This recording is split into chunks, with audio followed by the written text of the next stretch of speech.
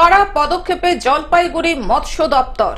নদীতে বেআইনি পদ্ধতি অবলম্বন করে মাছ শিকার করলে জেল ও জরিমানা দুটোই করা হবে। বৃহস্পতিবার জলপাইগুড়ির তিস্তা নদী সংলগ্ন এলাকায় মাইকিং করে বাসিন্দাদের সতর্ক করল মৎস্য দপ্তর। এটা হচ্ছে যে ওই নদীতে, তিস্তা নদীতে, করলা নদীতে মাঝে মধ্যে শোনা যাচ্ছে যে বীজ দিয়ে দিচ্ছে, চটজাল দিয়ে মাছ ধরছে, বৈদ্যুতিক যন্ত্র দিয়ে মাছ ধরছে, ইনভার্টার বিদ্যুৎ যন্ত্র দিয়ে মাছ ধরছে। এইসবের জন্যই আমরা আমাদের জলপাইগুড়ি মৎস্য দপ্তর থেকে এটা অ্যানাউন্স করা হচ্ছে যেন এটা আগামীতে যেন এরকম না করে, তাহলে এদের দণ্ডনীয় একটা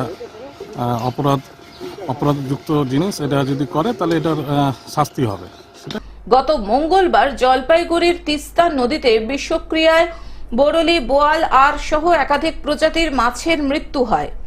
এর আগেও তিস্তা, করলা সহ জলপাইগুড়ি জেলার একাধিক নদীতে বিষ প্রয়োগ এবং বিদ্যুৎবাহী তারের সাহায্যে মাছ শিকারের ঘটনা নজরে আসে। এই প্রবণতা বন্ধ করতে এবার কড়া পদক্ষেপ নিল জলপাইগুড়ি জেলা মৎস্য দপ্তর।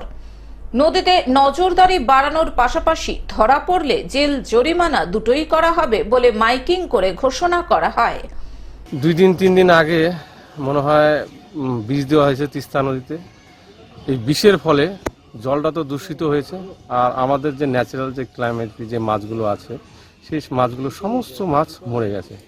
কিন্তু এই যে কাজটা যে করেছে, জানি না কে করেছে, যারাই করছে এটা হচ্ছে খুব একটা বাজে নিন্দনীয় কাজ করেছে, যেটা কোনো ক্ষমা হয় না। কোনো ক্ষমা হয় না ওদেরকে, মানে এমন সাজা, আরও কঠোরতম সাজা দেওয়ার উচিত। আজকে আমাদের প্রায় বিলুপ্ত প্রায় বরলি মাছ, নদী তো প্রায় কম জল।